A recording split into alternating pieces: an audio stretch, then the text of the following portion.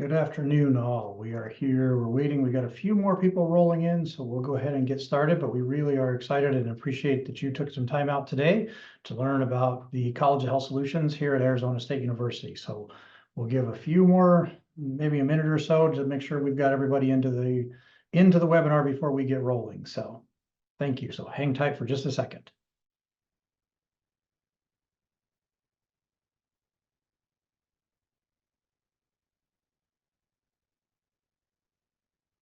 All right, I'm looking at our numbers and it does look like our numbers are pretty stable there. So we'll go ahead and get started. So again, thank you for joining us. My name is Dr. Ron Hicks. I am the Executive Director of the Student Success Center here in the College of Health Solutions. And we're very excited to have you here being a part of the College of Health Solutions webinar to learn about our programs and our opportunities that we offer here through the college itself. So please, a couple of housekeeping items that we have for you today. This is a webinar, so we do not get to see you. You're all seeing us. If you have any questions, down at the bottom of the page, there is a Q&A button. Please use that to submit any questions. We do have some time at the end of the session for anybody that has any questions. We'd love to answer your questions and be able to engage with you in that way. So please make sure you're using that. The chat function has been disabled in that place, but please let us know that. So next slide. The agenda today is that we are doing some introductions. We have a couple of slides and we'll do some introductions, but we have some ASU staff and some ASU highlights about what it makes up Arizona State University and the College of Health Solutions and what makes it unique, what makes it special, what makes it an incredible place to be and to engage in your learning opportunities. We're going to be covering a couple of our pre-health programs, our medical studies, which is an incredible program to learn how to move into the health space. Our health sciences for healthy lifestyle and fitness sciences, our speech and hearing sciences, all of them are incredible opportunities. Now, one of the things that we see a lot is people want to go into health, but they're not quite sure how to get into health, and they think either doctor or nurse. Now, many of our programs prepare you for that, but we have so many other programs in here that can help you and move you into that area that you want to get into, that helping and health space that you have. We're going to talk about the admissions requirements here at the university and for the College of Health Solutions. And then we'll, at the end of the session today, we'll have a live Q&A that you can engage in and ask those questions that are burning and that you need to know. If there are no questions, we have some that were submitted prior to the webinar by some of you that were not wanting to do it in the moment. So we have that opportunity as well. So the presenters that we have, Nikki Bonnet, as well as our program directors, will all be here to kind of answer questions and move forward into answering those questions and presenting. Hopefully we cover a lot of information that you won't have that many questions, but we have some incredible staff here, faculty staff that are here to talk to you and share the information that we have today. Next slide. So a little bit about ASU. What is ASU? One of the things that is a unique part, and all of us who work here, all the faculty and staff work here, we buy into the charter. And what does that mean? ASU is a comprehensive public research university measured by not by who it excludes, but whom it includes and how they succeed, advancing research and discovery of public value, and assuming fundamental responsibility of the economic, social, cultural, and overall health of the community it serves. What the heck does that mean? It means we are an incredible place that is very forward-thinking and really engaging in our academics here. We don't just sit in our classrooms, and we don't expect you to sit in that classroom and just be engaged in it. We want you to be out there. We want you to be engaging in internships, externships, experiential learning. All of those opportunities come from what is driven to us by this charter, which says we value who we include in our opportunities. We have a very diverse campus where we engage with a number of people from the Arizona area and across the world. And we take that public value and that research very serious in us moving forward and taking fundamental responsibilities of taking opportunities to engage in the communities at the very ground level and engaging with our community on a regular basis and on that economic, social, and cultural health of our community. Next slide. So this is something that we're very proud of, that we look at. So we are top 10 in the US for bachelor's online degree programs. Why is that? you're here. You're here to learn about what it is that you can learn and how you can learn in the online environment. And we take that very serious because it is something we don't, when you get a degree from Arizona State University through our online programs, it doesn't say online, it says Arizona State University. And we take that very serious because we want you to engage and to get that same experience as you would if you were sitting in one of our classrooms. We are number one in the US for innovation. We're ahead of MIT and Stanford. You know, you might have heard of some of those schools.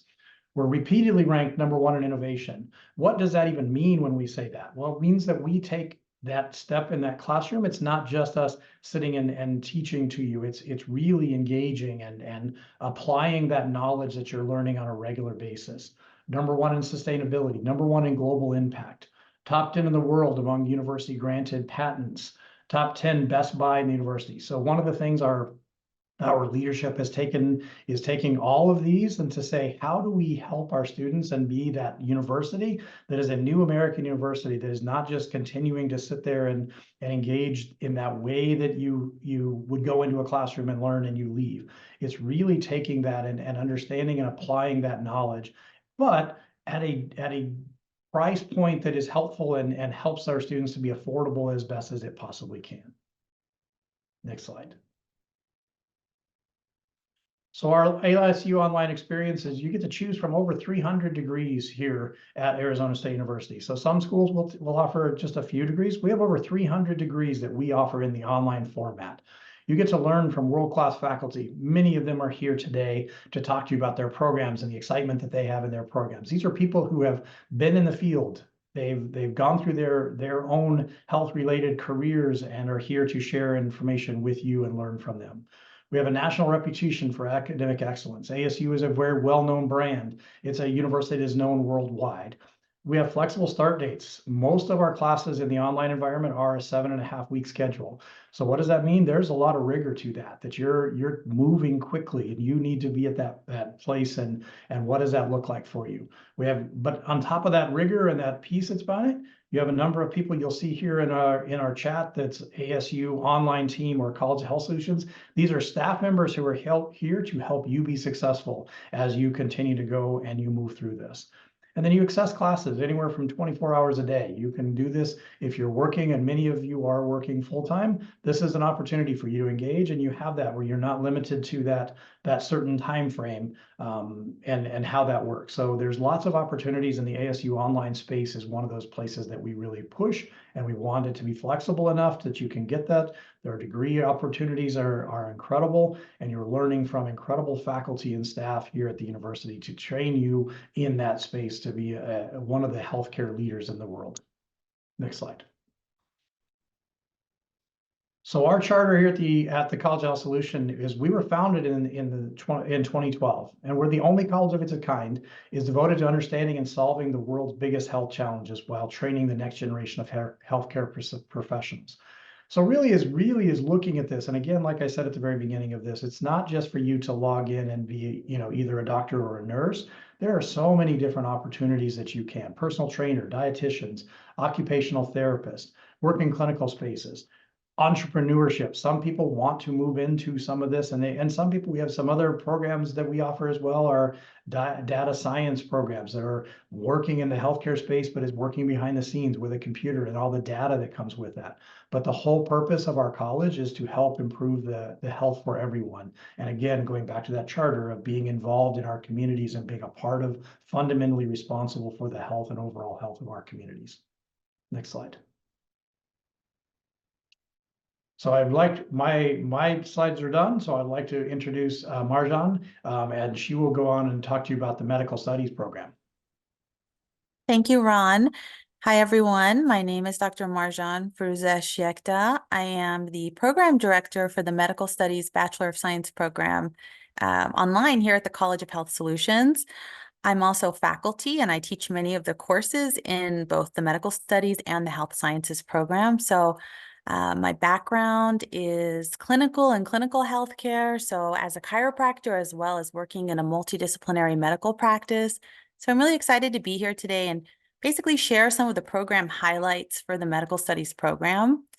So the Medical Studies Online Bachelor of Science program is not only the pre-med program in our college here, but also the pre-health professional program. So this includes medicine, medical school, osteopathic medicine, integrative health, naturopathic school, chiropractic school, dentistry, physician assistant programs, optometry, occupational therapy, pharmacy, and also others. So students will complete this degree, and the hope is that post-graduation, they'll be able to attend any of these health professional schools.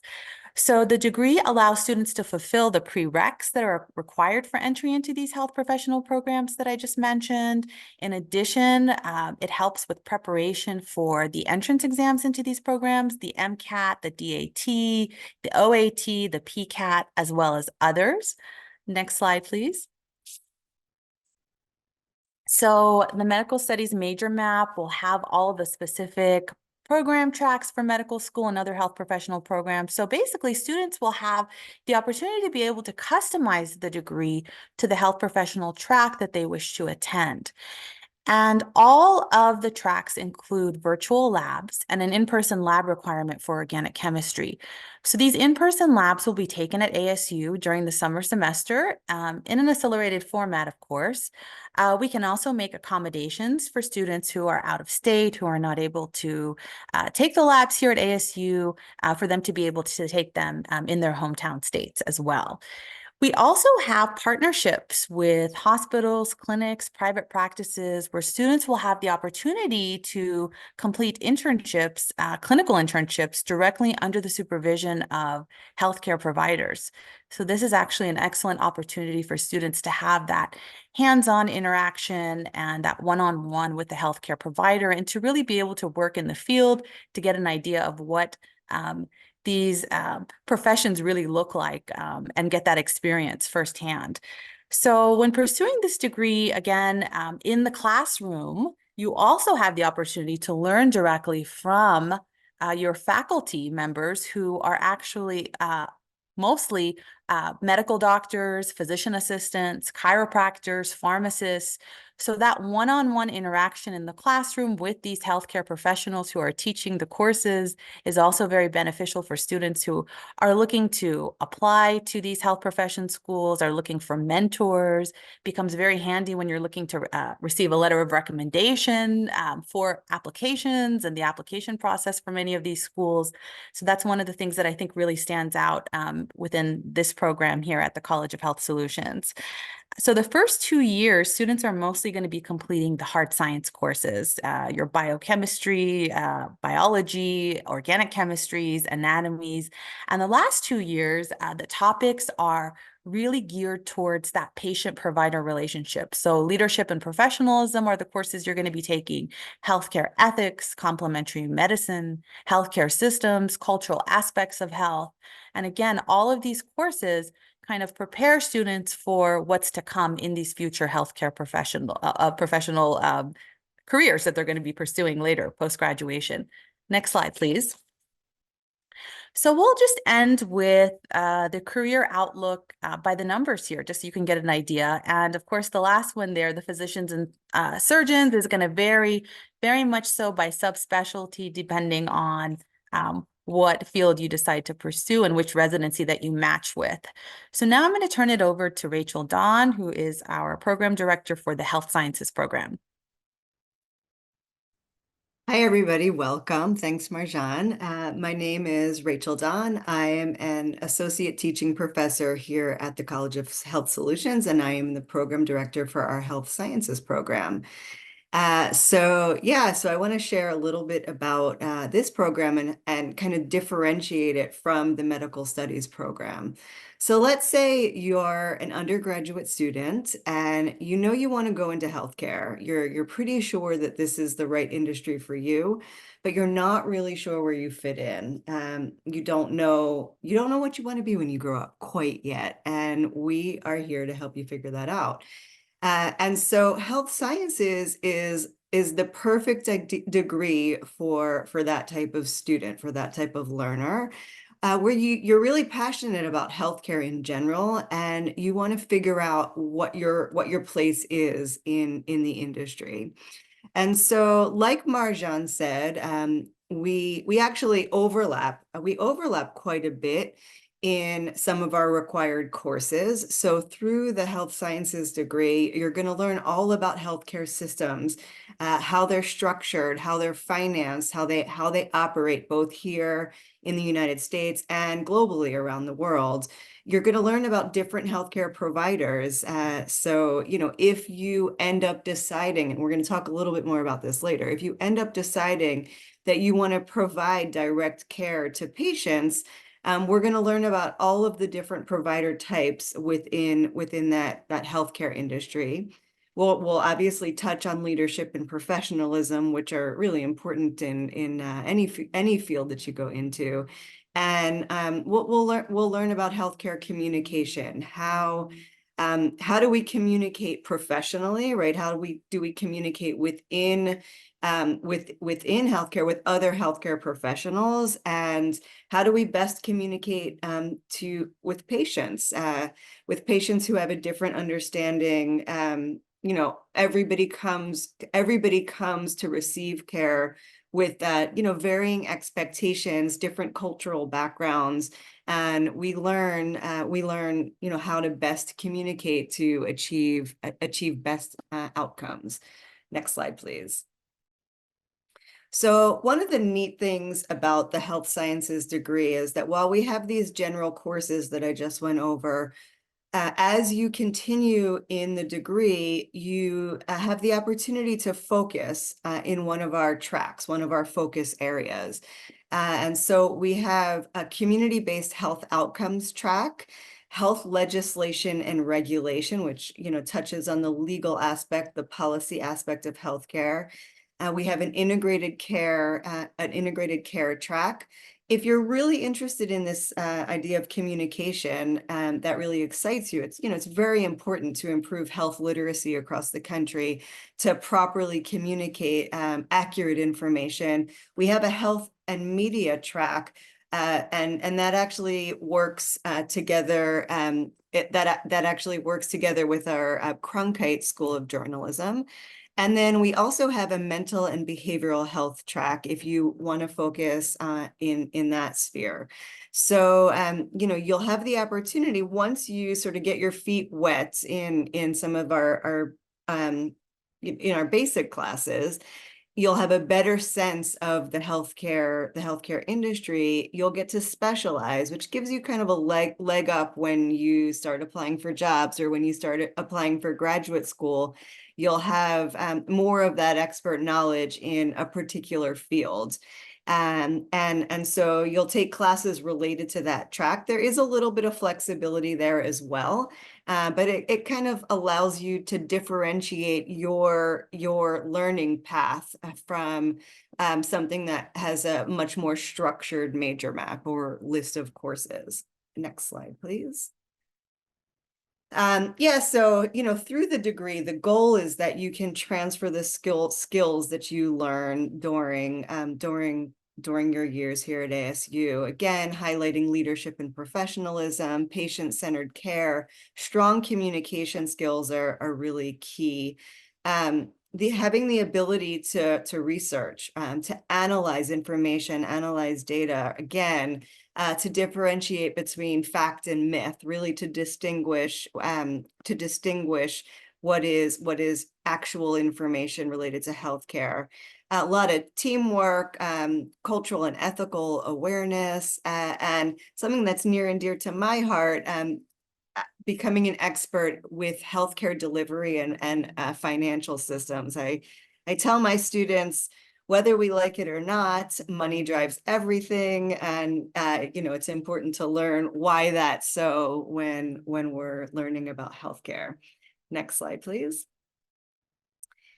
And actually, this is my turn to turn this over to Micki so she can talk a little bit about her degree. But before I do, actually, maybe previous slide, maybe it was a little bit, I thought I had one more. I'll say, so by the end of the degree, you've been exposed to so much related to healthcare, that you should have a much better idea about where you fit in. And the health sciences degree can really lead you anywhere, as long as you work with your advisors. It can really lead you anywhere with that knowledge. And that can be both from the direct care perspective, working with patients, providing them with care, which might require a graduate degree, right? As we know many professions do. It could also lead you down that more administrative path where you can work within the system, right? Within making sure that we structure the system optimally to overcome some of the obstacles that we know exist within healthcare. I look to my students as the future leaders, right? They're going to solve the problems we know we have within healthcare. It's not a perfect system. And this degree really opens your eyes to where you can make a difference in healthcare. And now, next slide, and I will turn it over to Micki. Thank you so much. My name is Micki Hrncir, and I am the Program Director for Health Sciences, Healthy Lifestyle Fitness Science. And I'm going to be talking to you a little bit about a lot about the differences between health sciences that Rachel just spoke on, and then our degree. I am a faculty member here in CHS. I've been here almost 10 years. I absolutely love it. I teach in health education and health promotion and healthy lifestyle fitness science.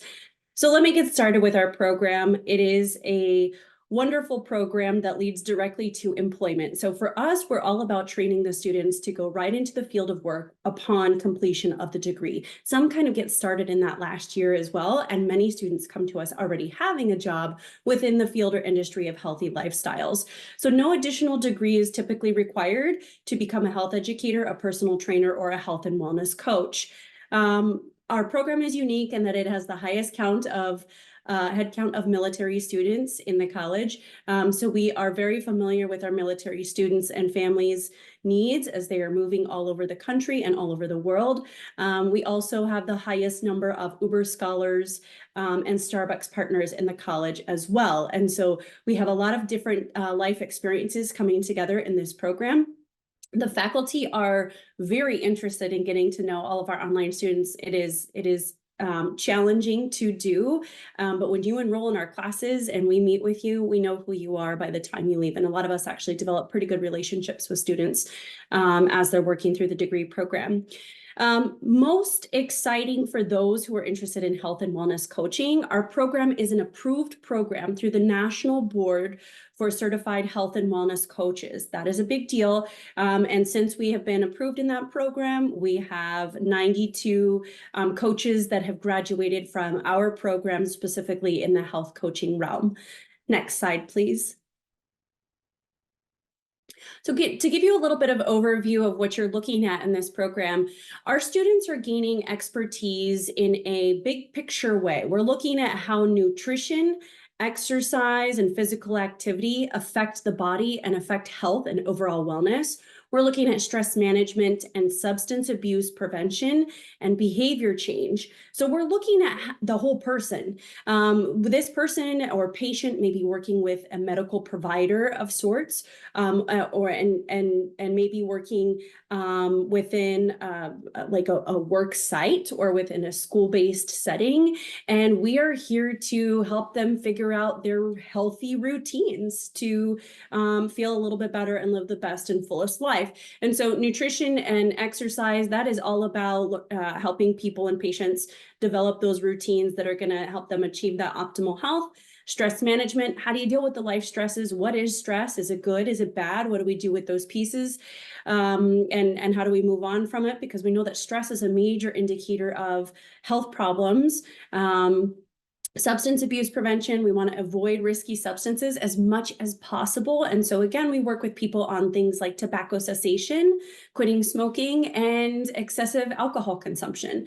These are just things that are part of our society. And so there is no judgment here when we're talking about these topics. In fact, we are open-minded and we are talking about these from a research stance, from a compassionate stance, and really how do we help the patient or the person work towards their health goals. So we have 3 tracks in our program, and students are required to pick at least one track. The 3 tracks are the fitness science track, health education and health promotion, and health and wellness coaching. In our fitness science track, we have students who are preparing to work with people one-on-one or in a group setting regarding building a physical activity routine. They're really good at prescribing certain kinds of exercises for different groups of people and abilities and age groups, and they understand the science behind exercise and its benefits linked with overall health. Okay, so these are great people. Some come in very passionate about exercise into the degree program. Maybe they had experienced fitness and exercise positively in their life before coming to ASU, and they want to further that piece through what we say healthy lifestyle, and then helping people in exercise realm.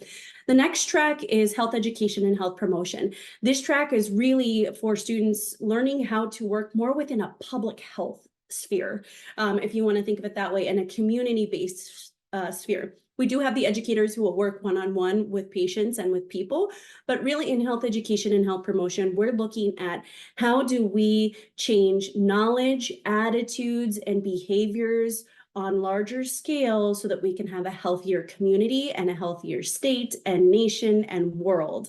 And so our health promotion programs, we advocate for health. We work more in that public health realm of developing and delivering interventions as well as evaluating them for changing health outcomes.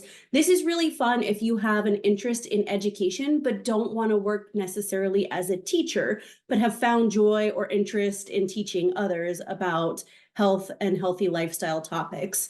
What's great about this track is that students are eligible to sit for the CHS exam. That's CHES, and it stands for Certified Health Education Specialist, which is the national and global credential now that really sets apart our health educators as professionals.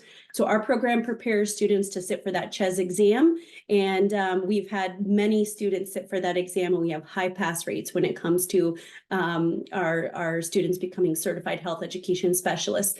And finally, the third track, and this is health and wellness coaching track. This is for people who really want to work one-on-one. You want to listen, you want to connect and help the whole person develop and listen to their providers and their friends and their family and develop social support and good, healthy habits. This is really cool. It delves in sort of art and science. You know, how do you work with people? How do you tap into what they're interested in, what their strengths are, and how do you help them embrace the challenges and the successes that they will have with their health? This is really cool. And students who complete this track, in addition to one more class, so there's an additional class to this, but it sets students up to be eligible for the National Board Certified Health and Wellness Coach exam. I mentioned that before. This is the highest, gold standard credential for health and wellness coaches. Health and wellness coaches are beginning to work in more of the medical field and with providers. And so we hope to see more of that coming in the profession, whereas we're coming in to help people after they visited their doctor, their provider, their care team. We might sit down with them and say, okay, let's take a look at what Dr. So-and-so has prescribed here. Let's take a look at what your lifestyle looks like at home, and let's come up with some routines where you can appropriately fit in physical activity, healthy nutrition, restorative sleep, stress management, all of these good things. So we're really looking at the whole person, trying to help them figure out how to be well and healthy. Next slide, please. The cool thing about our program, I love the faculty here and I love the students that come through it, but the students get to experience lessons from real personal trainers, educators, and health and wellness coaches. And that is all of us faculty. Every single one of us has a credential in either exercise, health education, or health and wellness coaching. We've been in the field, we've been in those tough moments, we've been in those wildly successful moments with patients and clients. And so we bring that personal perspective into our teaching, the science behind the effectiveness of what we're trying to do for healthy lifestyles. We get a lot of transfer students in the fall and in the spring. This is students who are transferring from other institutions. And that is really cool because we have a diverse group of life experiences that come into this degree. And in these classes, you'll have a chance to sort of meet people who might be living in the same area that you do, or they might live completely somewhere else on the globe, and you're going to learn some cultural things in that aspect as well. So it's a really unique mix of students. We're the second largest online program, and I already mentioned we have faculty who are trained in health education, mindfulness, personal training, nutrition, eating disorders, body image, I mean, all substance abuse prevention, some of these topics that are really tricky to understand, but you're learning from wonderful professionals. We have some neat opportunities to travel. I think this is such a cool point in our program for study abroad. Our faculty have developed, our faculty who teach in the program, they lead these study abroad adventures where you can earn college credits globally. And so there are opportunities where students can go to Greece, Puerto Rico, Australia, the Dominican Republic, Costa Rica. These are super cool opportunities where students go and learn about the social determinants of health and the impacts of health on communities specific to the cultures and the regions that are designated. And I tell you, I've heard nothing but amazing stories from students who come back from those. Their life has changed. And the faculty who lead them on these study abroad experiences are incredibly passionate and connected to these places that they take their students to. And so that feels really good and authentic from the learning stance. So you can earn some credits at a study abroad, which is really great. There is a possible graduate school path within our program. I don't want to limit it to just say occupational therapy, but that is one that's becoming more of a good connection for our students, especially those who are in health and wellness coaching. They're seeking occupational therapy, but our degree program may prepare you for a master's in public health or other health sciences master's degree as well. And so always reach out and we can talk to you about those pieces. Next slide. I just want to recap here. Well, recap. I think I'm explaining it and then I'll recap. So the three types of professions that are selected and pathways within our degree program are to become a personal trainer, a health educator, or a health and wellness coach. And there's a little bit of a difference between all three of those. A trainer in our world applies exercise strategies to help a person achieve optimum health. This is really fun. We can teach them how to do strength training, teach them about new activities, physical activities they can do together, how many minutes per week they should be spending on physical activity, and to help them get through what is ultimately that challenging and uncomfortable piece about integrating physical activity into one's life. So that's what our personal trainers are doing. They might work in a commercial gym. They also might work in a clinical setting or within the schools or community setting. Then you've got your health educator. Your health educators are very strategic in how they deliver education regarding health. And so your health educators will likely have some kind of way of introducing content that is related to personal health and community health. And they will do it in a way that is like a teacher, but also trying to engage and involve the population or the people that they're teaching and assess their knowledge and skills as they move on. Now, this isn't just like a high school teacher or just a teacher in some institution. This is somebody who is very knowledgeable of the public health system and infrastructure and how interventions are developed and delivered, and to make sure that the ultimate goal is to increase a person's knowledge, increase their awareness, increase skill levels, and maybe even change attitudes about health or certain health behaviors. So this is strategic health educator stuff, really good. And they focus on topics that are a little bit still regarding the person, but more in those other life and social areas such as violence prevention or sexual health. Okay, it's not limited to that, but that's where we start to open up to those different areas.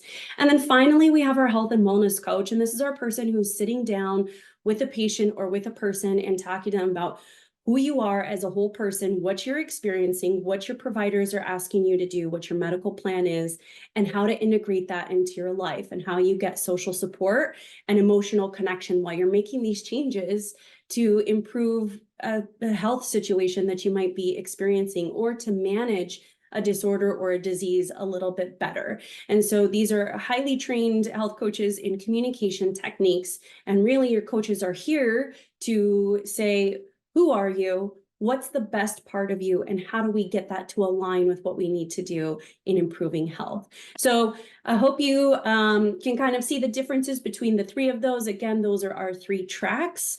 And on a final note, students must declare a track, but they can also kind of mix and match between all three of these areas. Maybe you don't know if you're a trainer, educator, or coach. maybe you're interested in one or the other. There is room in the degree program to sample classes and to get enough expertise built up to kind of have two of these areas within the degree completion, as long as the track is fully complete.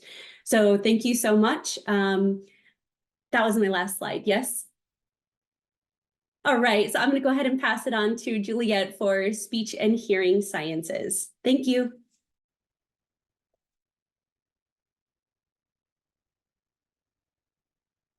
I was muted, sorry about that. I first wanted to congratulate all the people who signed into this webinar to hear about speech and hearing for waiting patiently, because we're the last program. So welcome everybody. A lot of people come to the university and they don't know what speech and hearing is. And they're like, what do you do in that? So maybe you're a person who's come and you know you want to be a speech language pathologist, or you know you want to be an audiologist. This is the major that you would select in order to prepare yourself to apply to grad school. But there's a lot of other things that we can do, which I'll get into later on. I myself am a speech language pathologist. I worked in a clinical setting for about 23 years. Some of that was in clinics, some was private practice, some in the public schools. So I've had a little bit of everything. There's a lot of different varieties of venues where you can work. So I've been at ASU for about 15 years and love what I do. And we have lots of focus here, as you can read the slide, in human communication. So you know, that includes anatomy and physiology. What are the parts that are moving when you're speaking? And also some auditory language neuroscience kind of things, like to communicate, it starts in your brain, and we learn about those mechanisms as well. And we have a lot of audio visual aids that we use as we're teaching. There are lab sessions for the anatomy classes, and there's a lot of opportunities to do research if you're interested as well. We have a program where students can select to work with a mentor for a year as their junior or senior year, and explore, do a little deeper dive in some of the disorders or language processes or hearing processes that are involved. Next slide, please. Oh, I forgot to say on the last slide that we are the largest online program in the college. We have about 700 students online. Sometimes it ranges up more to 800 or 900, depending on the year. And we have about 300 students in person here.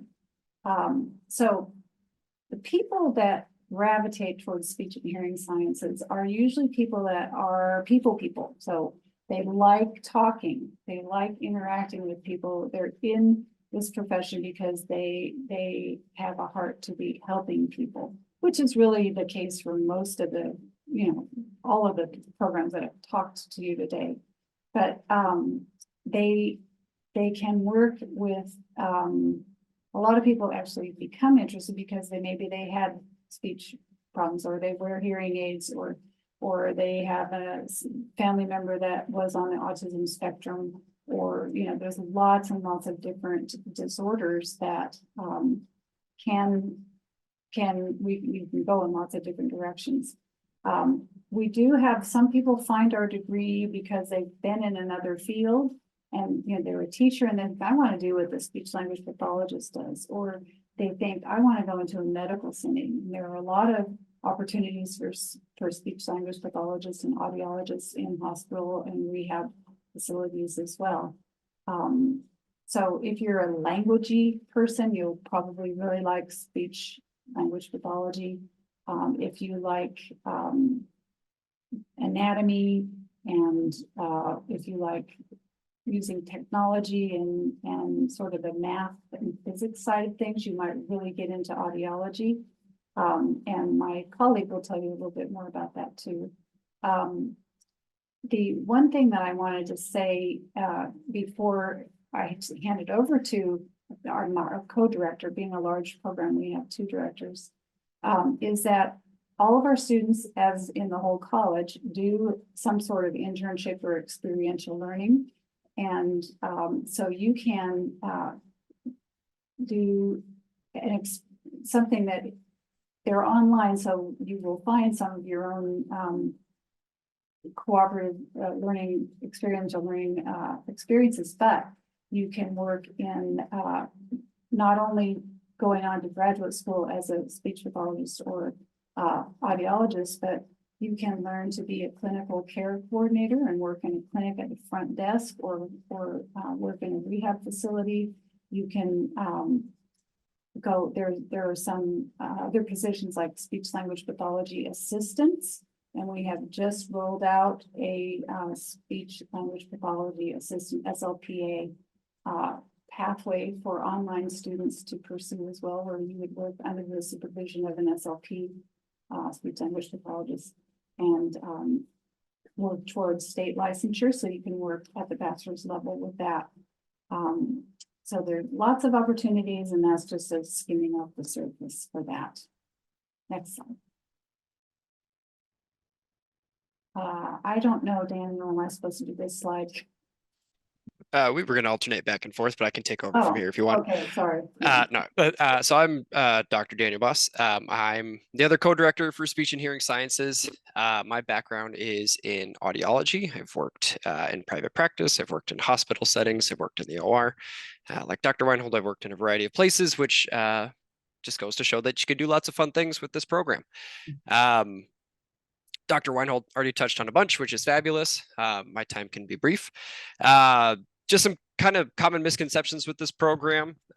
This doesn't necessarily lead into deaf education. That's not to say that you can't start this and find your calling in deaf education, but the degree itself is not going to prepare you to go out and do that and have that be your specialty. In addition, in order to be an SLP or an AUD, you have to go on to grad school. So to become a speech language pathologist, you go on to graduate school, you get your master's to become a certified SLP. The AUD is a clinical doctorate. It's a 4-year program. Some universities have a 3-year program. You do not get your master's. You do not get your PhD. That's a common misconception. It's just a clinical focused doctorate pathway. Like Dr. Weinhold mentioned, you can, if you're thinking, grad school isn't for me, I don't want to do that nonsense. You can work on becoming an SLPA assistant, right? So if you just want to do your 4 years and go on and just be an assistant and help out in that way, that's absolutely a thing that you can do. Next slide.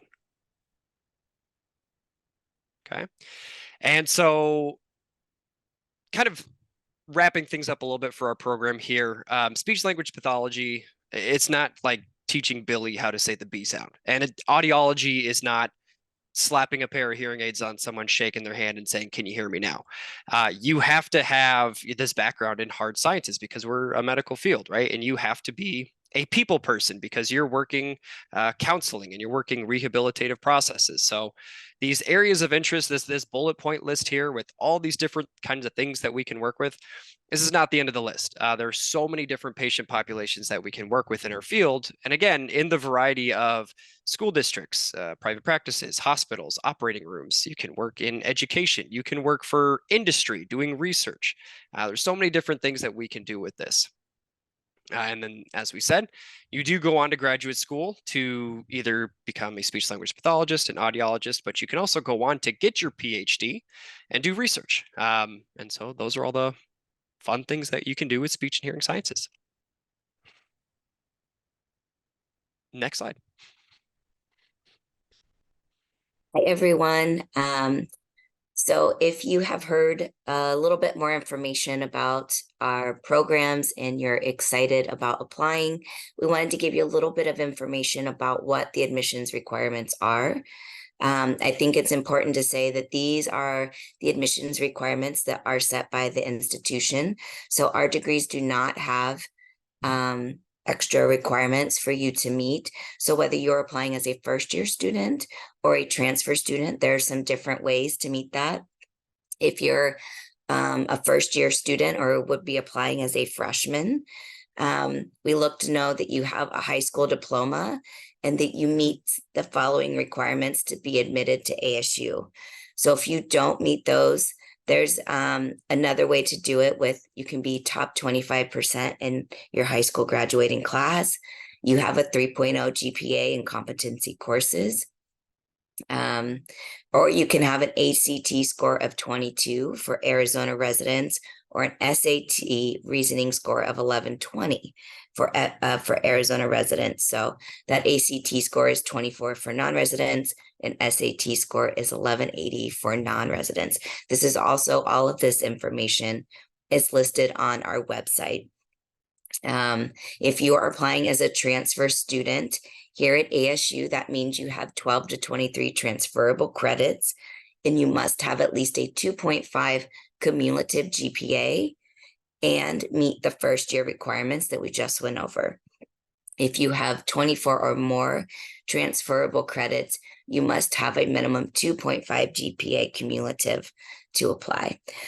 There's always options here at ASU. In the beginning, Ron talked a little bit about ASU's mission and the CHS charter. So maybe things happened in high school or your first couple years of community college.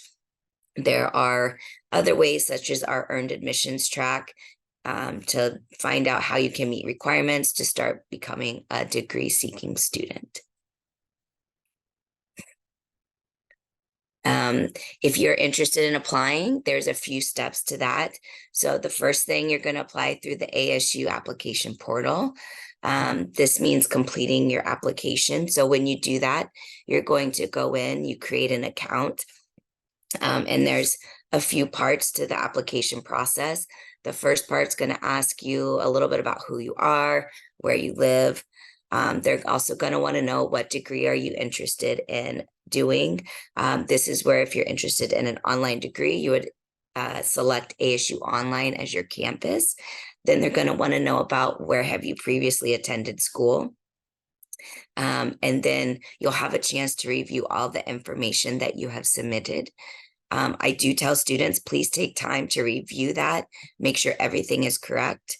And if it is, then I would say, just if everything's correct, you pay the application fee and then you hit submit. And once you've done that, you're in the application ether. So after that, you would connect with your previous institutions to have official transcripts sent to ASU from high school or community colleges or both.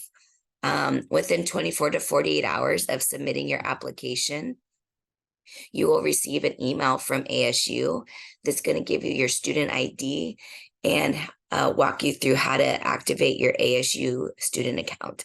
That's your My ASU page. And I tell students, activate that quickly, because ASU will communicate with you throughout the admissions process and after, through that My ASU portal.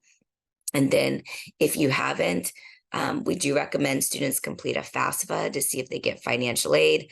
Many scholarships do require you have a FAFSA on file, but not all. So this is not mandatory.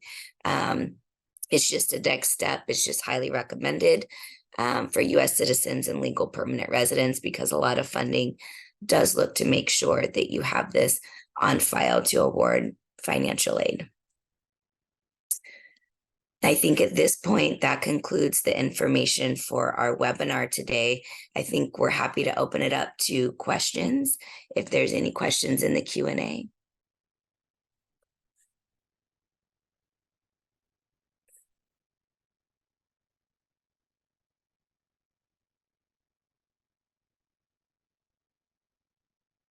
And if there are questions that you want to ask that maybe came up, feel free to put those in the Q&A now too. We'll give you guys some time to think that through.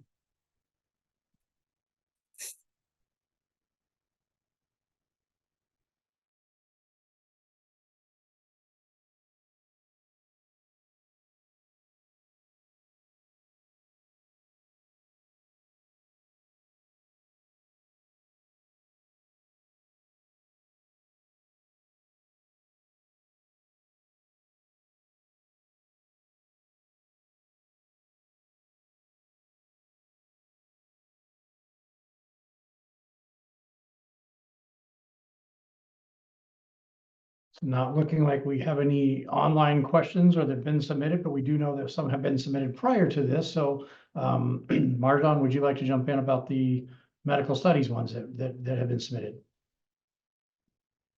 Absolutely. If someone could just read the question so I know which one to answer. I don't have the list. Let's see, I'm trying to see where those are. I'm not seeing the list either. I'm sorry, Brooke. Do you know where can you send those to me in the? Okay, I see it there. So the There we go. question is, yes, what resources are available to assist with the application process for health professional schools? So this is an excellent question. This comes up all the time. Students are going through the medical studies program, and as they're going through the program, there's a lot of unknowns when it comes to, when do I start applying to these health profession schools? What do I need for my application? How do I connect with healthcare providers to be able to do shadowing and volunteer hours and clinical hours that are required, and community service work that's required for entry into these schools? So the best way to kind of go through all this is to tell everyone to just take a deep breath. We have gone through this process before with students, and there is a very streamlined approach we use. First of all, at the level of the classroom, you have to keep in mind that your instructors, your faculty, professors are healthcare providers. So they've gone through these processes before, and they've completed the applications, and they're very familiar and up to date with the actual process for the schools that you wish to apply to. So having them as mentors and as to answer any questions you may have is kind of the first step. And then we have pre-health advising here at the college. So our pre-health advising is excellent with timelines.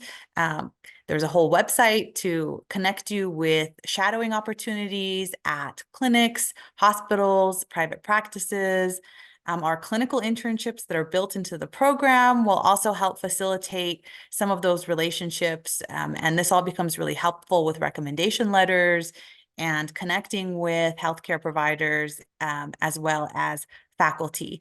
So we have many, many resources, research opportunities, all of that. And as you go through the process, there's a continuous kind of check-in with your advisors and in your classes as well. So the courses that you're taking the last 2 years, you're going to be completing CVs, resumes, talking about applications and when to start and how to go through that process as part of your coursework. So there, you're going to be very well supported. And that's kind of, the best way to answer that question is that we haven't had ever any student who's not sure what to do. And if they are, there's always someone there to answer that question for you. Marjon, we got a second one in there. How do online students complete internships? Sure. So the online internship, so we currently have 2 options for online students who wish to complete internships, clinical internships. So the first one is we have a course, Introduction to Clinical Healthcare. And this course is designed for our online students, where students will basically go through the class in an online format. And every week there is a speaker that lectures on a specific subspecialty in medicine. So 1 week it's oncology, the second week it's dermatology, the third week it's OBGYN. So there are activities after the lectures where students will complete. We also have simulated patient experiences where students complete case studies online and go through the process of diagnosing and examining a simulated patient and working through a scenario with other students online. So we also have our VR simulation lab, which is new. We are going to be implementing that with our online students for our other internship course, which is MBD 484, which is our online internship. So the way that internship works is students are actually going to be placed in healthcare facilities, so hospitals, clinics, private care, primary care practices, private practices. And even if a student is out of state, ASU does have partnerships with out-of-state facilities as well. So students will have the opportunity to work directly under the supervision of a healthcare provider, either in Arizona or outside of Arizona.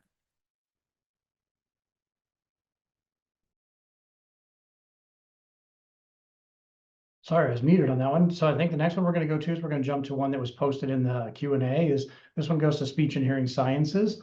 Is for speech and hearing sciences, is there an online internship option?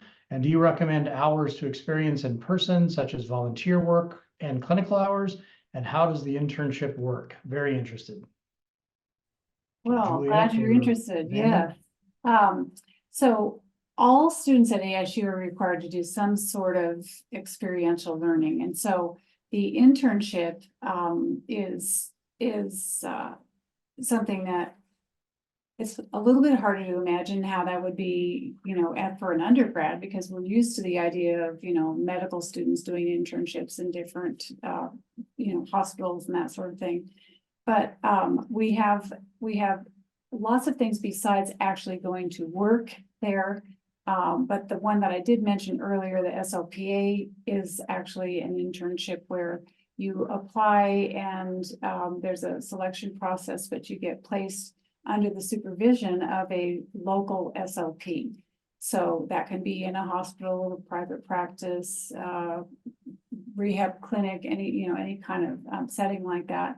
And the college will facilitate that. So there's a team called Community Placements in the college, and they will help match you up. So because we're serving the whole country, and even some international students, that you find a facility or a practitioner that you would like to work with, and then ASU's, the CHS College of Health Solutions there, I'm not supposed to use acronyms, that our community placements office will work with you and the facility and go through all the legal agreements and everything. And it takes several months before your internship would start, but they kind of help you so you don't have to go out and knock on doors on your own.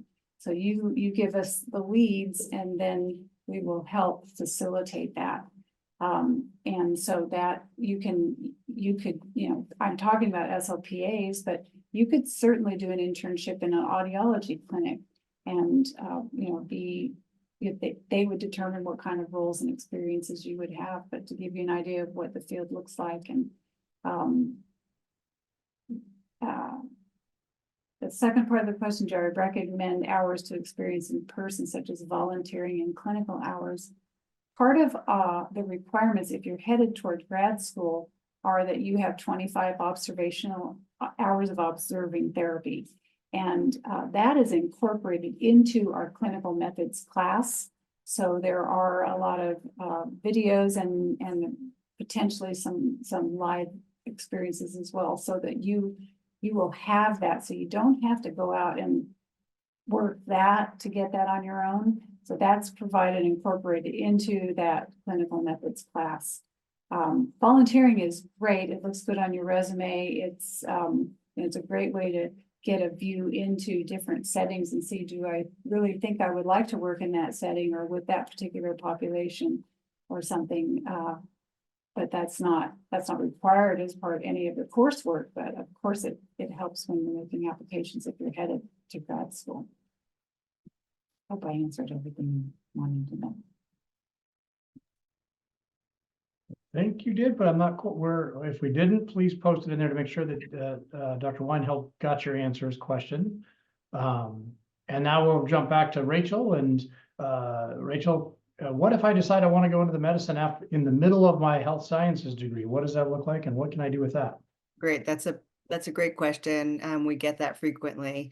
So like I said during my presentation, health sciences is pretty broad, right? But it doesn't necessarily prepare you for the health profession school. So what happens if in the middle of your degree, you're like, you know what, I really want to become a physician. That's my path. Or I really want to become a physician's assistant, fill in the blank.